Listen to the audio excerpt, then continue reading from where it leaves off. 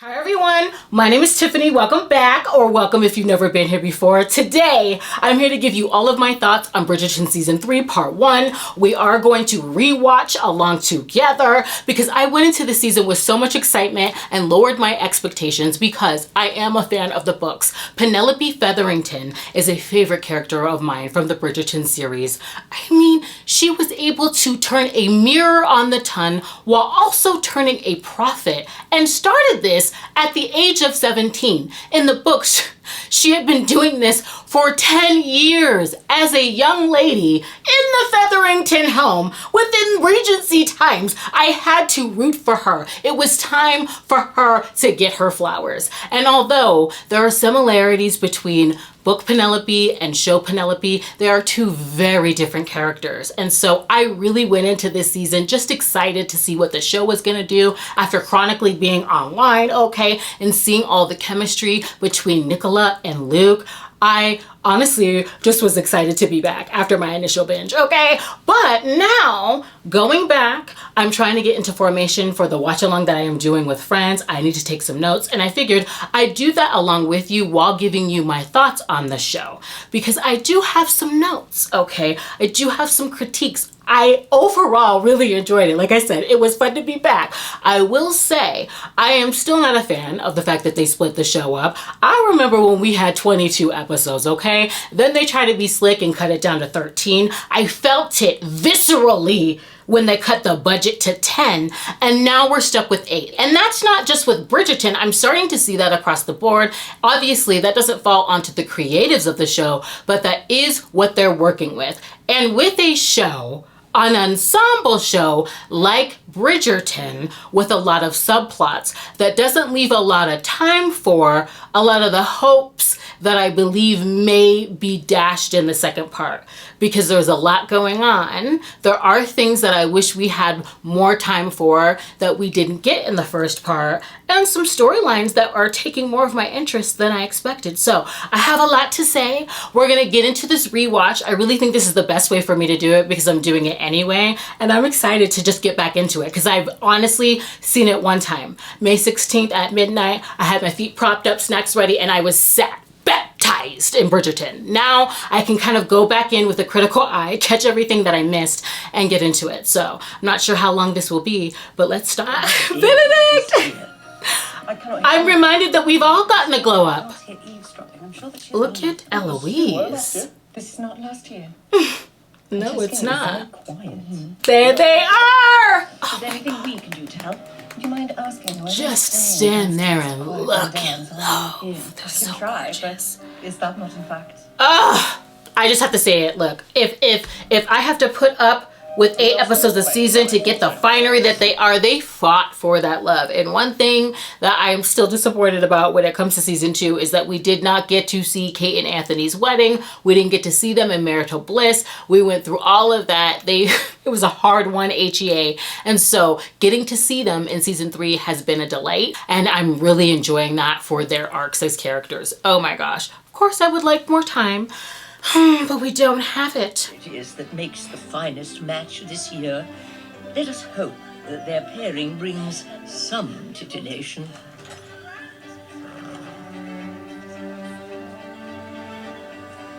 I was so focused on her seeing Colin for the first time, I didn't even realize this is the first time she's seeing Eloise after their fight. What are they talking about? They spotted a side of beef. Girl, you don't even know.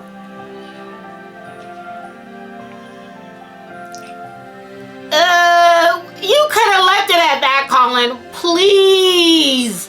All of that. Colin?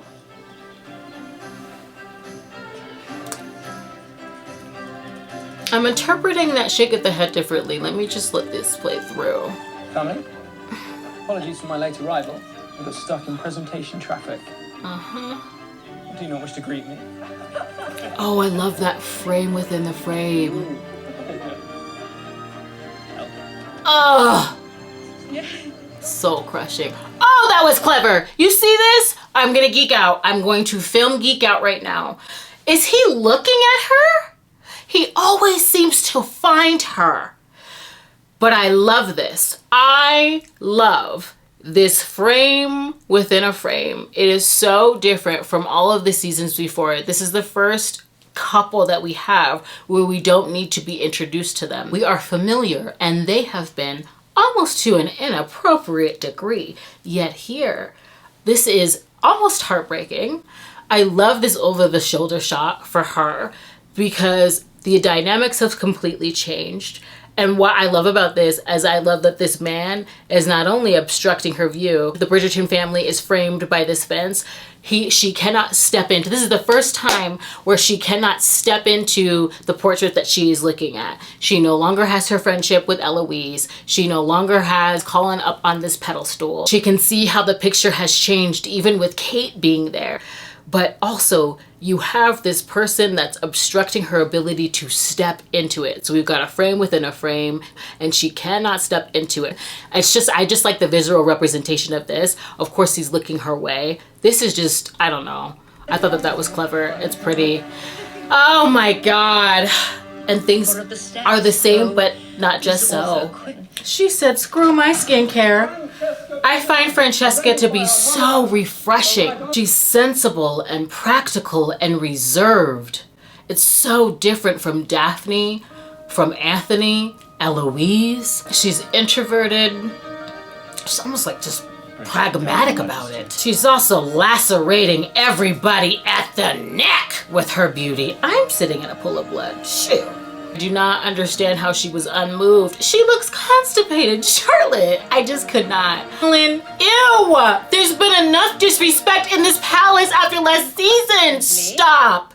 Stop. Okay, let's discuss the nature of Colin's return. Okay, I think this is a really great time because it is very different from the books, and I think it's funny, and we'll really get to that later, because I really did find it to be jarring even within the overall economy of the show. Within previous seasons, the nature of his traveling is very similar to how it is in Romancing Mr. Bridgerton. The way that he describes his travels in Greece, when he goes and visits Marina and geeks out with Philip, when he's discussing it with Penelope in Off to the Races, when he is sharing about ayahuasca to Benedict. It is one of wanderlust and aiming to find himself. In the beginning of this season, it feels like it's been a rakish tour of debauchery. And I feel like I'm supposed to be cringing. I feel like it's supposed to be comedic because he doesn't wear it well. It's just too much, okay? He's out here doing a lot, and it's something that Penelope can see right through, just like us. So I can't.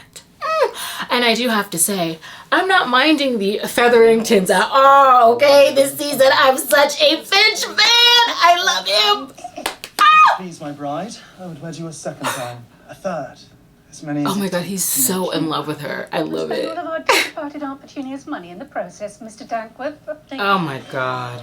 He and Pen have a lot in common. He's out here slinging that proverbial sword. There are enough pheromones in this garden. We don't need all that. Back in a dress, the colour Cressida. Eloise, there you are. I've been looking everywhere for you. And I for you. Shall we Okay. go and get some lemonade? Splendid idea.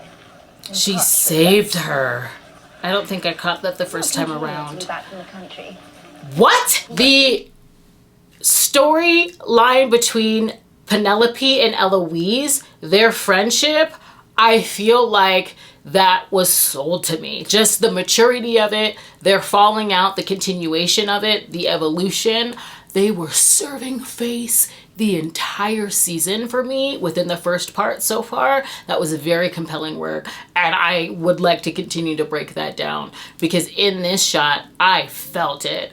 And I did notice that although they had a falling out, Eloise showcases that she still cares about her. The back and forth between them just rocks me. It truly does. This is what I mean. They are earning their checks, ladies. Could you please meet me in the carriage, Ray? Oh, I also like that this is pre Eloise. Has, look at her wardrobe and look at Penelope's. Oh my God, I'm just seeing this. I've been hoping we would meet. Okay. Did not seem so. When you were hiding away in the countryside this summer, now you have your life, and I have mine. It's Cressida. Speak Are on you really it. friends with her? I wish you very well, Penelope. I wish you in and out of luck. Oh my God. Earn it. I love that. I didn't really recognize in Eloise is essentially seeing Penelope as she always has, walking away from the past after already done some changing. Soft powder blues clock the aesthetic in the modern fashions, clearly having joined the winning side, but clearly walking away from past Penelope. This is before her globe. I didn't even like recognize that. I love that. And the dialogue is clipped.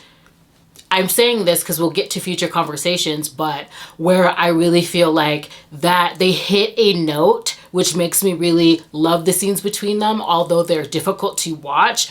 There's a sense of maturity here. The cadence in this one is a lot quicker than the one that we land on later on. But it's compelling work. They're earning their checks and I'm living, although it's difficult. Sorrows, prayers, and inheritance. I will say I love Will and Alice. I'm just questioning where their storyline is going because it doesn't seem to fit within the overall season. But again, alas. Oh! Ding, ding, ding, ding, ding, ding, ding. This is what we want. Give the people what they want because this is it. Oh my God, this is what we wanted. All we needed was more of this.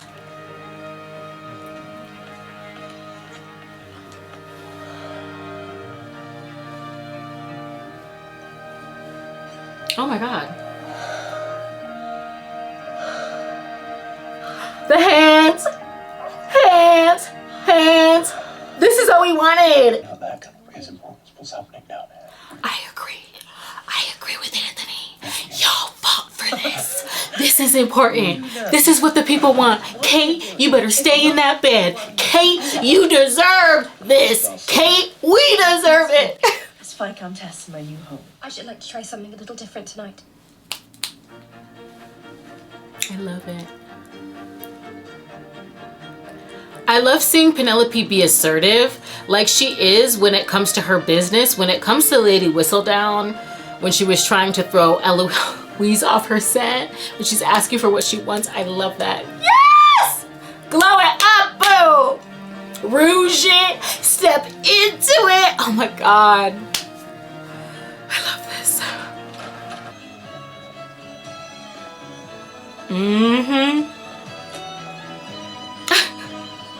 I told the Contessa that in my homeland, leading up. What Contessa? Okay!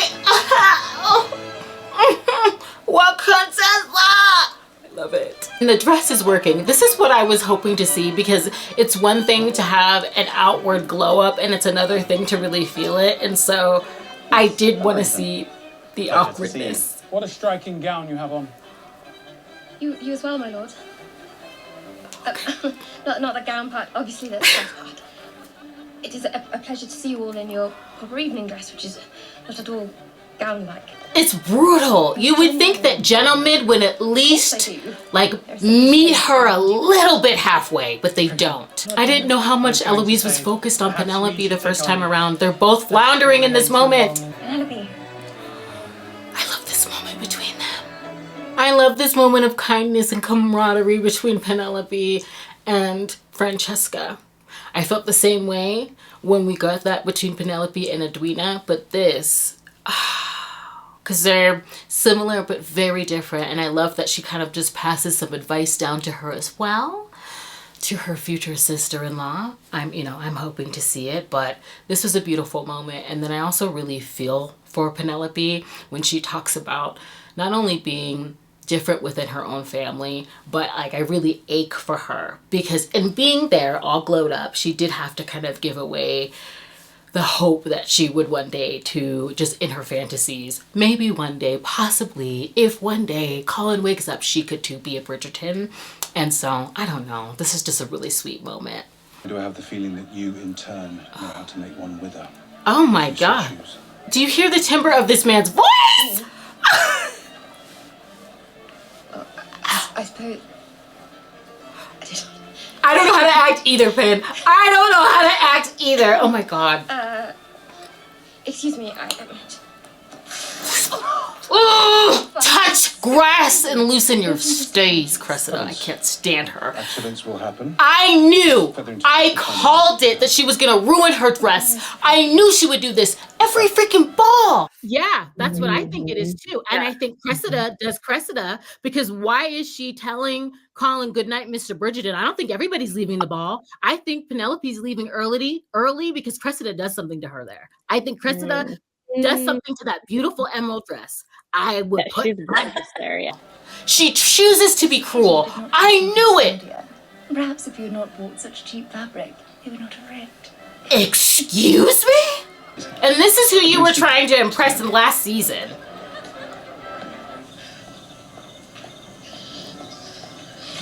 And rewatching this just makes my heart break for Penelope all over again. It just further reiterates how Colin just simply doesn't get it. He publicly shamed her in front of future prospects. He denies their friendship after the speech that he gives her on the dance floor, and he allows them to speak ill of her and allows her to be the butt of a joke publicly. And it's just like the culmination of so many things where her choice to be sensible is because she knows she has to be. She knows that she's not taken serious in society. In the books, she's resolved to be a spinster, and Eloise chooses to be. In the show, she knows the way that people have treated her and her family. She knows her social standing. It's never been that way for Colin. He's always had to find her tucked away in the corner, sneak a conversation, which has always been inappropriate, which is always why I've wanted him to be denied the inappropriate access that he's always had to her. For all of that to happen in one foul swoop, for her to take this leap, to do away and say goodbye, to knock him off of his pedestal, to say goodbye to that just glimmer of hope that it could possibly maybe one day be, and say, no, I have to step into womanhood. I have to find a match and grow up and walk down these stairs and step into something that's uncomfortable, only to be knocked back down into the corner and remember the place that everybody believes I should be standing in. And that's representative of Cressida. That's representative of the looks. And then she bumps right into him, who she believed to be in her corner. Her friend said to everybody publicly at the end of last season. So yeah, I feel like her Mr. Bridgerton speech was warranted. I feel like, and I am guilty of this as a reader, I'm very hard on like my heroines. I think that we need to give her the speech, okay? So this is really hard to watch. I understand why she goes off with the quill, and I really don't think that she was that hard on him. Just my opinion. We haven't got there, but that's what I have to say about that.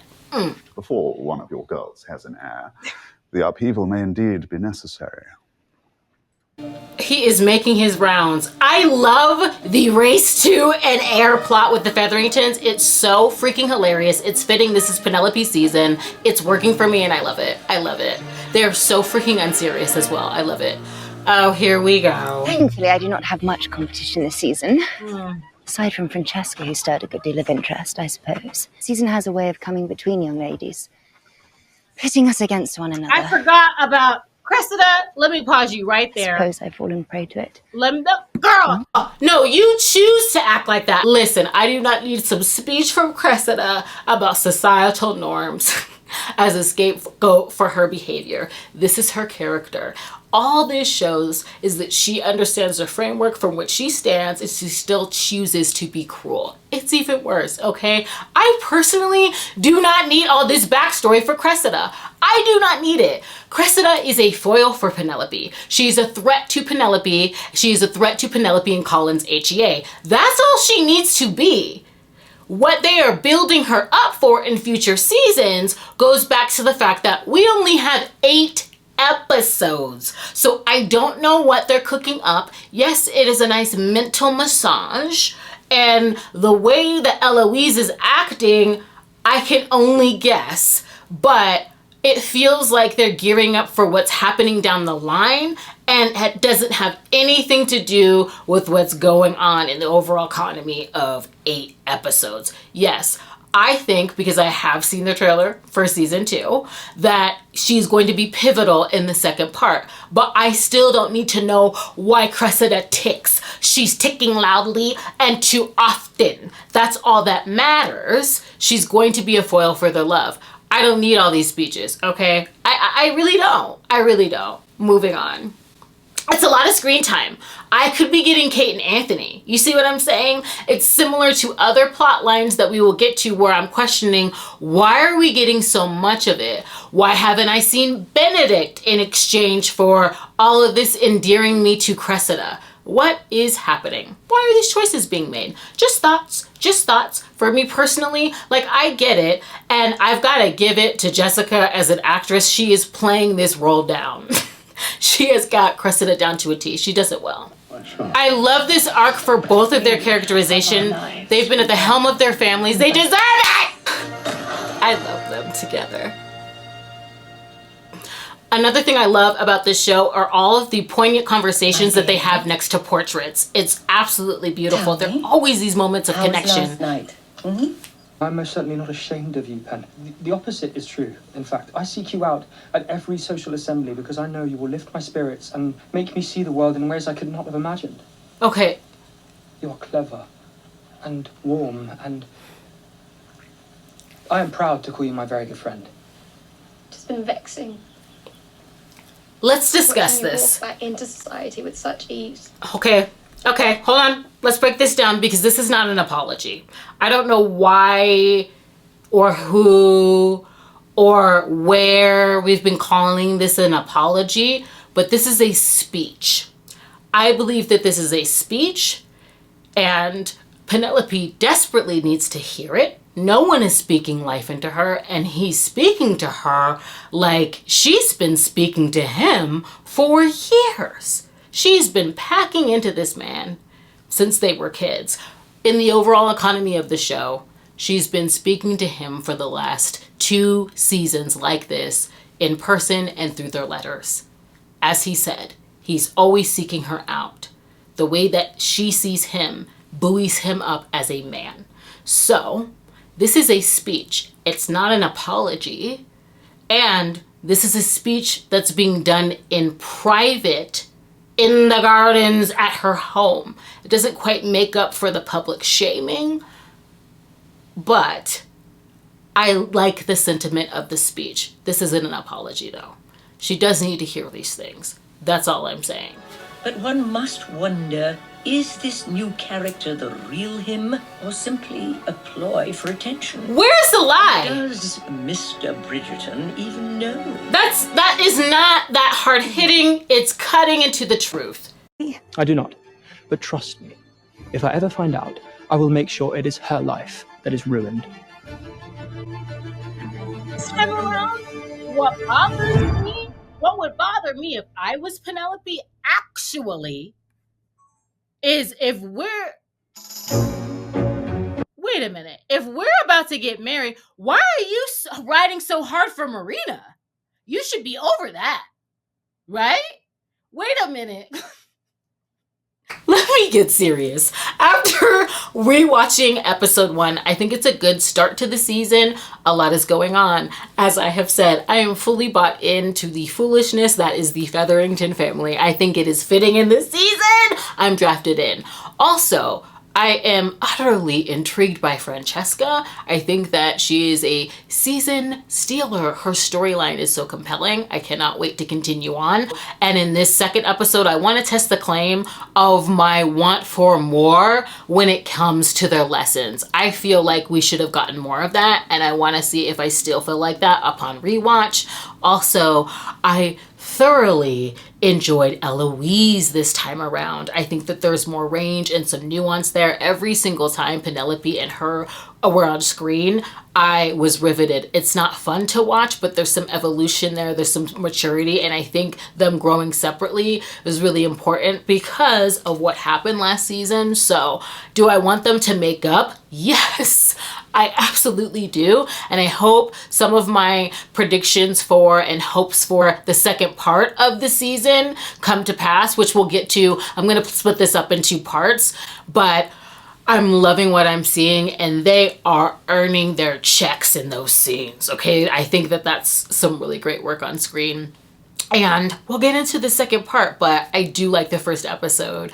And I'm clocking some things I didn't see before. Just like subtle glances and really like the care that Eloise has for Penelope. I was doing a lot of yelling and screaming and questioning as to why I'm being made to feel for Cressida. And now I might be clocking a few things between Eloise and Cressida, but I want to look at that as well in episode 2. I'm still questioning why so much is being put into the Mondridge plot, and I want to pay attention to that as well, because I don't know if they're aiming to introduce Sophie, who will be Benedict's love interest through the Mondridges, if they're going to be doing that through Lady Tilly Arnold at the end, if we're getting a ball. Well, I am long-winded, so my camera did die, and I have a lot of theories when it comes to Benedict. I'm curious as to how they're gonna set up his season, and I have to say, if it hasn't translated, I'm just very excited for part 2. I went into this season just hoping to see and be excited for what they were going to do next, and I absolutely am. I'm a person that enjoyed part 1. I'm thoroughly entertained, so much so that I have theories, I have hopes, and I do have critiques. There are things that I want more of, that I think that they could have done better, but I care enough to sit here and get granular, so that's exciting for me. I had such a visceral reaction to season 2 to the point where I didn't know if I was going to watch this season, and upon rewatch, it's just been so fun doing this watch along with my friends and appreciating what they're doing with the show and what it has done for historical romance and how it's reanimated these characters in this world. So I'm having a pleasantly good time, and I'm gonna get into the second episode. It won't be within this video because I think I'm entirely too long-winded for that. But I hope you can join me for that. I want to thank you for joining me in this one. I hope you can consider subscribing and sticking around, and I'll see you in the next one. Bye.